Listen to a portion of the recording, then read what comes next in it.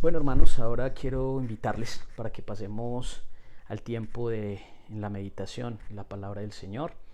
Pero antes también quiero saludar a todos los hermanos que están en este momento conectados a esta transmisión, a los hermanos de las diferentes iglesias que hacen parte de nuestro presbiterio.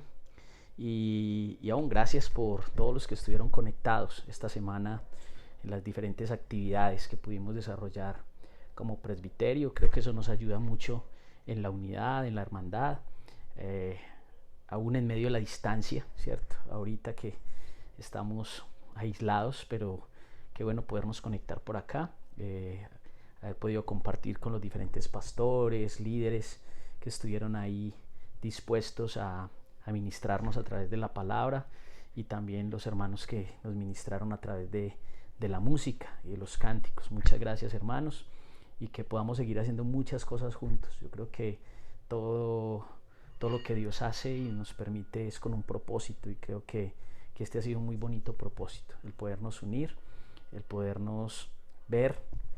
Yo creo que a veces esta semana nos hemos podido ver un poquito más que de pronto en otras ocasiones. Entonces, muchas gracias, hermanos, de verdad.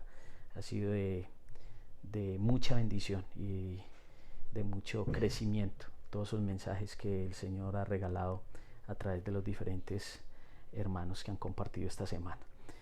Agradecido con el Señor porque me permite terminar a mí esta semana santa, ¿cierto? Aunque creemos que todos los días son santos, todos los días los hizo el Señor, pero esta es una semana especial, es una semana donde hemos recordado toda la pasión, eh, y terminamos ahora con la resurrección. Hoy es un día especial para nosotros como cristianos porque celebramos que Cristo resucitó, que Cristo no se quedó en la tumba, que Cristo resucitó, y esa es la victoria y ese es el fundamento en nuestra fe, que tenemos un Dios vivo, un Cristo vivo. Entonces, gracias al Señor porque personalmente me permite terminar esta semana con este mensaje de resurrección. Entonces quiero invitarle para que me apoye en este momento en una oración. Vamos a orar, vamos a pedirle a Dios que a través del Espíritu Santo hable a nuestra vida, hable a nuestro corazón, y que sea una palabra pertinente a cada uno de nosotros. Oremos. Padre, estoy agradecido contigo, Señor, por la oportunidad que me das de poder compartir este mensaje, Señor, con mis hermanos, con tu pueblo, con tu iglesia, Señor. Nosotros somos la iglesia y necesitamos esa palabra que viene de ti.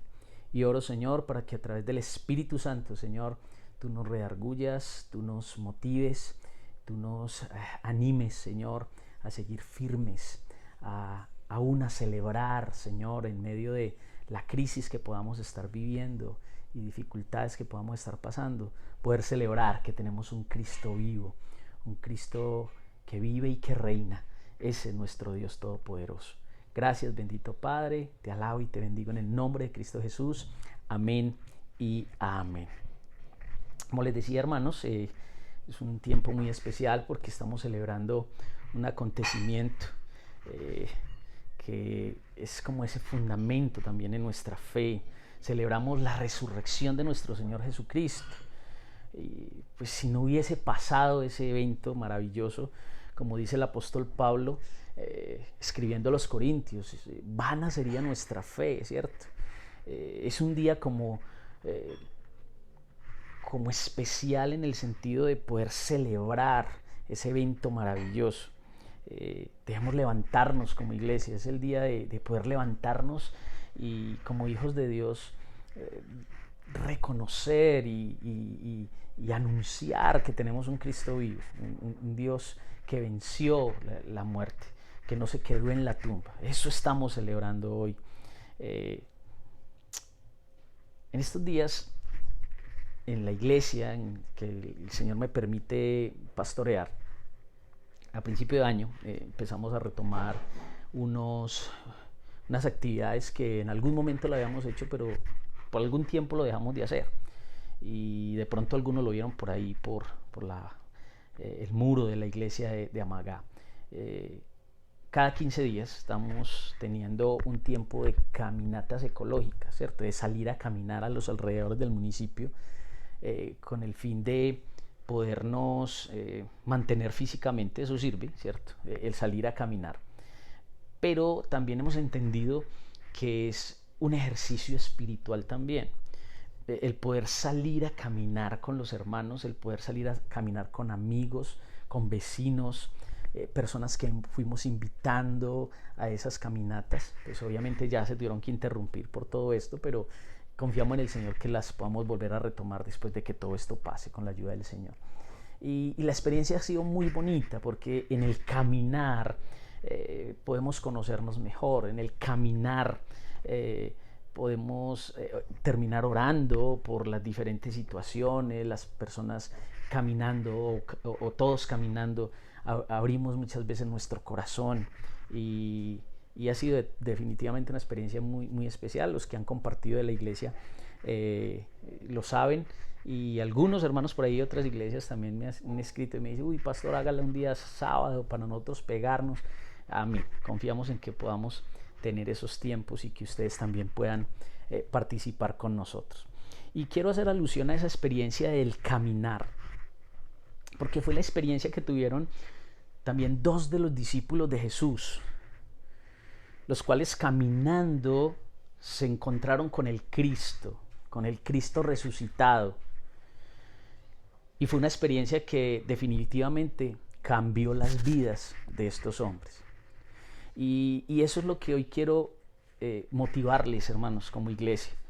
El texto o la predicación está inspirada en el texto en Lucas capítulo 24, a partir del versículo 13, que muchas versiones lo titulan como el camino de Emaús, ¿cierto?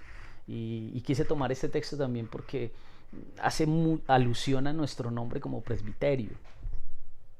Y la invitación que el Señor nos quiere hacer, hermanos, es que como iglesia podamos realmente encontrarnos con ese Cristo resucitado.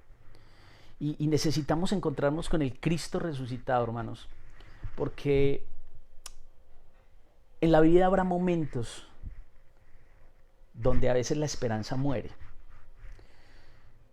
Por ahí hay un dicho muy popular, y lo he dicho, y seguramente usted también lo ha aplicado en algún momento de su vida, o se lo ha dicho a otros, se lo han dicho a usted. Hermanos, que la esperanza es lo último que se pierde. Es una frase muy común, pero ¿será verdad esto? Pregúntese usted, o preguntémonos en esta mañana: ¿será verdad que la esperanza es lo último que se pierde? ¿Qué tal si vamos al texto? Como les había dicho, en Lucas capítulo 24, a partir del versículo 13. Dice la palabra del Señor allí en el versículo 13. En aquel mismo día, dos de ellos se dirigían a un pueblo llamado Emaús, a unos 11 kilómetros de Jerusalén. Iban conversando sobre todo lo que había acontecido. Sucedió que mientras hablaban y discutían, Jesús mismo se acercó y comenzó a caminar con ellos, pero no lo reconocieron, pues sus ojos estaban velados. ¿Qué vienen discutiendo por el camino?, les preguntó. Se detuvieron cabizbajos, y uno de ellos, llamado Cleofas, le dijo: ¿eres tú el único peregrino en Jerusalén que no se ha enterado de todo lo que ha pasado recientemente?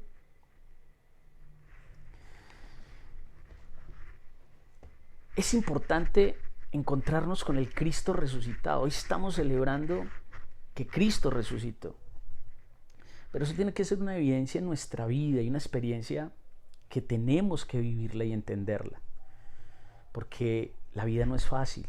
En la vida va a haber momentos en que se pierde la esperanza, se muere la esperanza. Cuando me acerco a este texto, en estos primeros versículos, yo veo a unos discípulos llenos de frustración. Algunos comentaristas dicen que esos dos discípulos pudieron haber sido esposos, ¿cierto? Eran una pareja, ¿cierto? Que en los discípulos de Jesús no solamente habían hombres, también habían mujeres que estaban ahí alrededor del ministerio de Jesús y que seguían a Jesús. Algunos dicen pudieron haber sido esposos, y lo dicen porque más adelante vamos a ver que en ese caminar, cuando llegan a su casa, invitan a Jesús a que se quede con ellos. O si no eran esposos, de pronto pudieron haber sido hermanos de sangre, ¿cierto? Vivían en la misma casa. O supongamos que eran amigos, ¿cierto? Discípulos, amigos. Pero dos hombres llenos de frustración, o una pareja llena de frustración, cabizbajos, seguramente llenos de preguntas, seguramente llenos de reproches, ¿cierto? Cuando nos acercamos a la palabra, tratémonos de imaginar un poquito esa escena. La palabra del Señor nos dice que iban hablando y que discutían, ¿sí?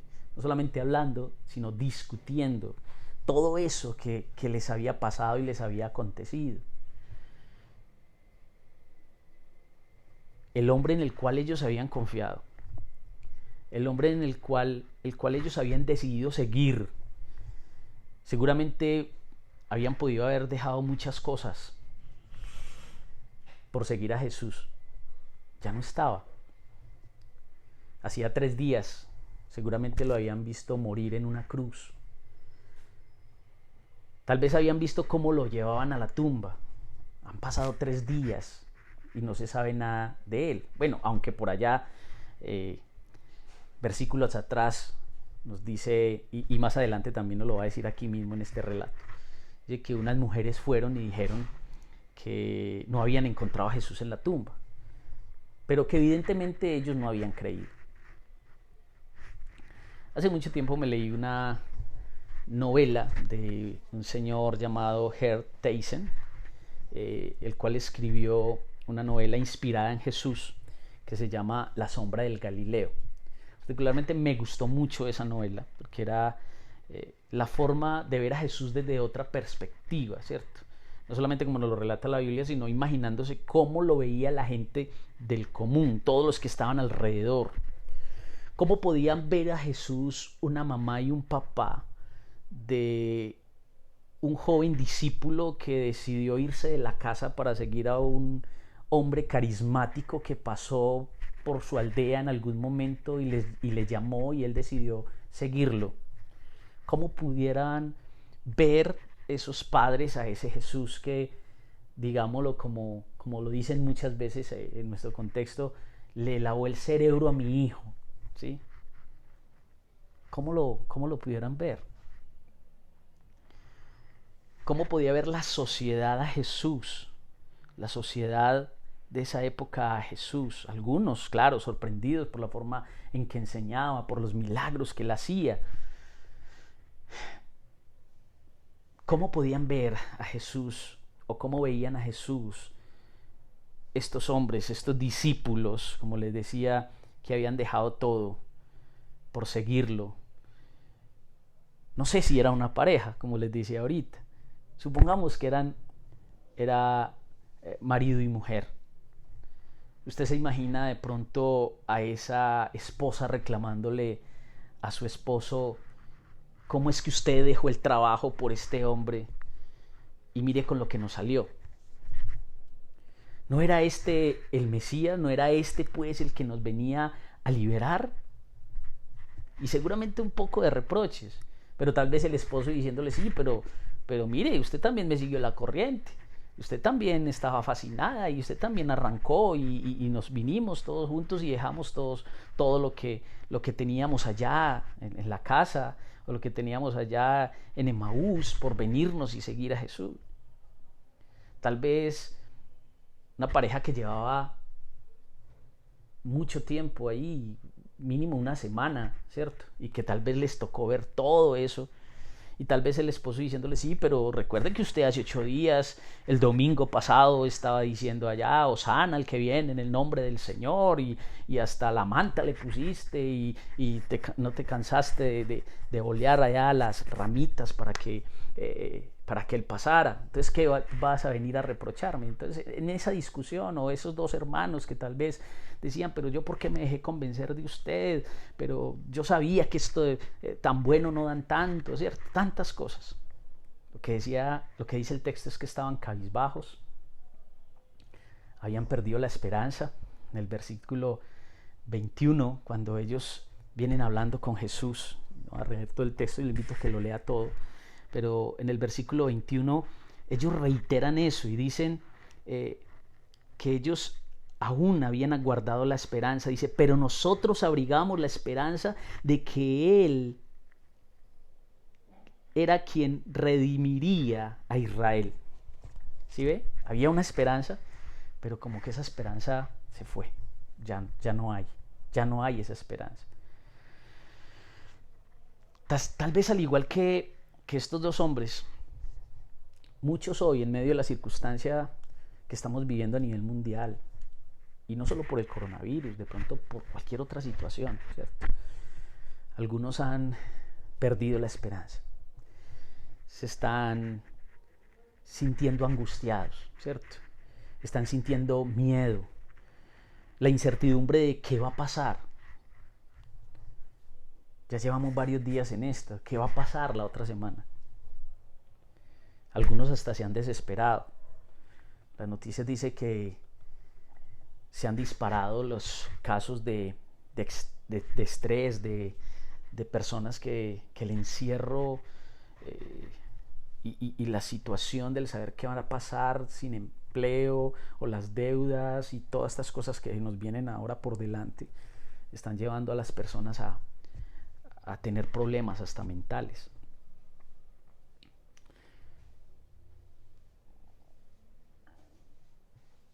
Lo que tenemos que ver, hermanos, es que podemos estar pasando situaciones muy parecidas. Pero hoy estamos celebrando que tenemos a un Cristo resucitado. El Cristo resucitado es aquel que, aún en medio de nuestras limitaciones, aún ni siquiera podamos sentirlo, ni siquiera podamos verlo, Él sigue siendo nuestro Dios. Él sigue siendo el Dios que camina a nuestro lado. El que está interesado por la situación que estamos viviendo y atravesando. El texto dice que Jesús se les acerca y ellos no lo pueden ver. Obviamente parece ser que aún es una obra de Dios, que ellos tuvieran los ojos velados y no pudieran ver al Maestro. Aún Dios estaba interviniendo ahí, en medio de eso.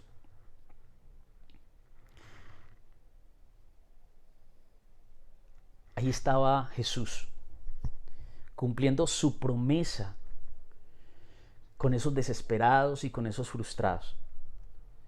¿Acaso no era Él el que había dicho en algún momento que Él estaría con sus discípulos hasta el fin del mundo?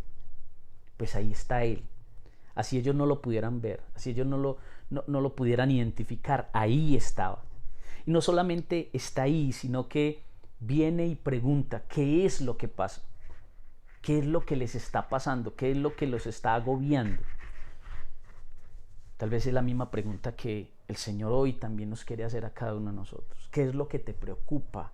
¿Qué es lo que te agobia? Y no porque Él no lo sepa, Él lo sabe. Jesús sabía, obviamente, pues Él fue el que le tocó vivir toda esa situación y sabía todo lo que había pasado. Pero Él viene y pregunta, ¿qué pasa? Y Él quiere escucharlo también de nosotros. ¿Qué pasa? ¿Cuál es el temor que sientes? ¿Cuál es la angustia que tienes? ¿Cuál es el dolor por el cual estás pasando? Necesitamos encontrarnos con el Cristo resucitado hoy, porque hay momentos, estamos viendo momentos difíciles, estamos pasando momentos de dificultad. Pero también debemos encontrarnos con el Cristo resucitado, porque es Él, el Cristo resucitado, quien podrá confrontar la desesperanza y la frustración. Jesús se acerca a estos hombres y confronta su realidad después de escucharlos, después de oírlos, todo lo que estaba agobiando su corazón, toda la tristeza que tenían. El Señor les confronta. En el versículo 25, el Señor les dice, qué torpes son ustedes, les dijo, y qué tardos de corazón para creer todo lo que han dicho los profetas. ¿Acaso no tenía que sufrir el Cristo todas estas cosas antes de entrar en su gloria? El Señor los llama necios, los llama tardos de corazón. Tardos de corazón es aquel que es lento, es aquel que es tedioso, que no quiere aceptar las Escrituras, el que tal vez está expresando, el que dice, es que esto a mí como que no me cuadra, ¿cierto? Y es aquel que no le cuadran las cosas, sencillamente porque no las quiere aceptar. Estos hombres conocían las Escrituras. Estos hombres como judíos conocían la Torá, conocían los escritos bíblicos, conocían los escritos de los profetas. Y Jesús les tiene que recordar y decir, ¿acaso los profetas, acaso las Escrituras no decían que el Mesías tenía que sufrir todas estas cosas? Estos hombres conocían las Escrituras, pero no aceptaban lo que tal vez allí estaba escrito. Esto del dolor, esto del sufrir a mí como que no me cuadra. Ya estaba escrito. Jesús lo dijo. El sufrimiento. Sí, Señor. Jesús tiene que confrontar la teología de esos hombres. La forma en la que ellos estaban viendo al Mesías. Y todo esto lleva a Jesús a una reevangelización. Estos hombres tienen que ser reevangelizados.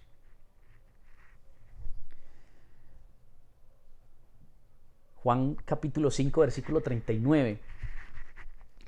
Jesús mismo lo expresaba y les decía, ustedes estudian con diligencia las Escrituras porque piensan que en ellas hallan la vida eterna. Y son ellas las que dan testimonio de mí. Dice el texto que empezando desde Moisés, comenzando por Moisés y todos los profetas, les explicó que se refería a él todas las Escrituras. El Señor los mete a la escuela. Dice que Emaús estaba a 11 kilómetros, más o menos, de Jerusalén. Más o menos, digámoslo, 2 horas y media, 3 horas caminando. Fueron 3 horas de un seminario intensivo en el que el Señor tuvo que meter a estos 2 de sus discípulos.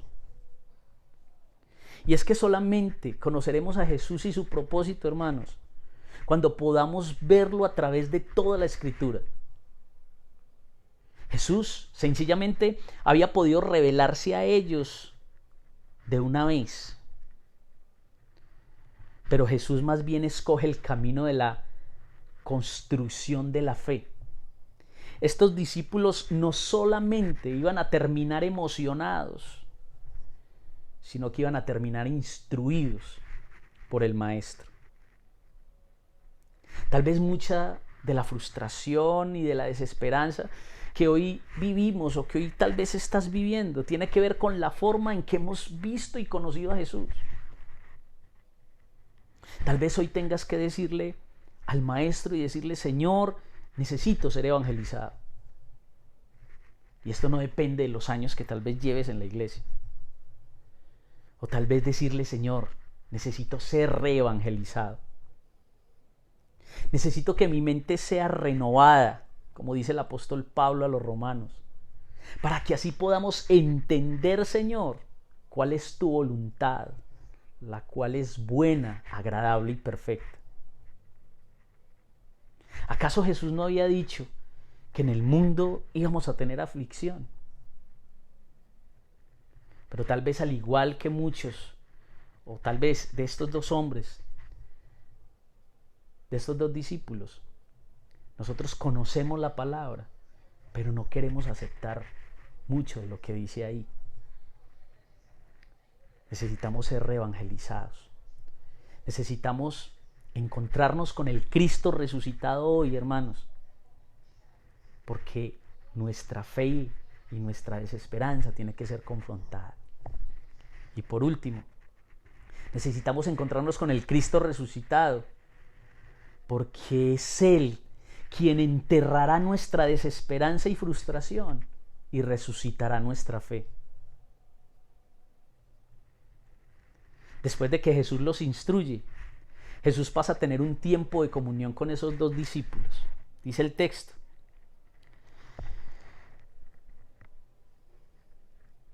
al acercarse al pueblo donde se dirigían, Jesús hizo como que iba más lejos, versículo 29, pero ellos insistieron: quédate con nosotros, que está atardeciendo, ya es casi de noche. Así que entró para quedarse con ellos. Luego, estando con ellos a la mesa, tomó el pan, lo bendijo, lo partió y se lo dio. Entonces se les abrieron los ojos y lo reconocieron, pero él desapareció. Se decían uno al otro: ¿no ardía nuestro corazón mientras conversaba con nosotros en el camino y nos explicaba las Escrituras? Al instante se pusieron en camino y regresaron a Jerusalén.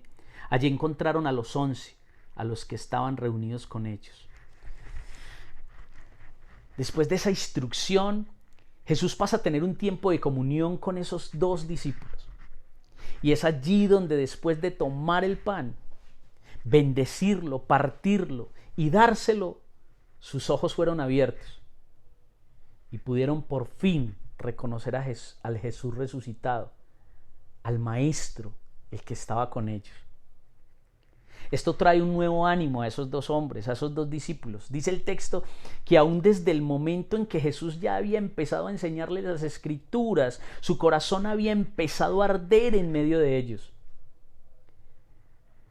Esto desemboca en un deseo inmediato de ir a testificar a los demás discípulos de lo que habían vivido, sin importar el hecho de regresar de nuevo a Jerusalén, con todo lo que implicaba en cuanto a los peligros. Habían caminado casi 3 horas. Ya estaba seguramente de noche. Ya era tarde. Caminar de noche era peligroso. Y no solamente era el peligro del camino en la noche, de los que pudieran salir a asaltarlos. También era el peligro de ir nuevamente a Jerusalén, donde están los romanos, donde la tensión estaba muy alta. Estaban persiguiendo a los discípulos, querían preguntar sobre esos que habían seguido a Jesús, a ese que ya habían crucificado, pero estaban los otros, los que le seguían. Pero a ellos no les importó. Después de recibir instrucción y recibir comunión, estos dos hombres deciden regresar. Su desesperanza y su frustración habían quedado atrás, tal vez enterradas. Y lo que ahora tenían era una fe genuina, una fe resucitada en aquel que había cumplido su promesa de resurrección. En la instrucción y en la comunión, hermanos, con el resucitado, estará el resultado y la victoria del frustrado y el desesperado. Una vez más, en la instrucción y comunión con el resucitado, estará el resultado y la victoria del frustrado y desesperado. Hoy la mejor noticia, sin lugar a dudas, es saber y entender que Jesús resucitó, que sigue gobernando y teniendo el control sobre todas las cosas. Ven, confiemos en Él y Él hará. Yo he titulado el mensaje de este día, hermanos, encontrándonos con el Cristo resucitado. Encuentro con el Cristo que resucitó. Y hoy más que nunca, la iglesia necesita encontrarse con ese Cristo resucitado. Hoy más que nunca necesitamos llenarnos de la esperanza, de la fe que solamente puede venir por medio de nuestro Señor Jesucristo. Gracias, hermanos, por dejarme compartir esta palabra. Y espero y confío en el Señor que haya sido de regocijo para su vida, para su corazón, como lo fue para mí. Hoy quiero testificar del Señor.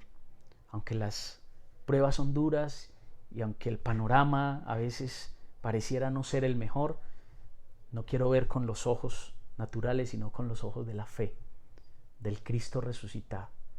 Que el Señor abra mis ojos y que aún en medio de esto, en medio de esta pandemia, en medio de la situación que vivimos, si hoy miramos hacia la cruz, ya no hay nadie ahí. Si hoy miramos hacia la tumba, ya no hay nadie ahí. ¿Y sabe por qué? Porque Cristo ha resucitado. Y ese es el Dios en el cual hemos confiado. Gracias a Dios por esa esperanza que tenemos. Gracias a Dios porque es el Señor quien quita toda frustración y quita toda desesperanza de en medio de nuestros corazones. Que Dios les guarde, hermanos, que Dios les bendiga. Amén.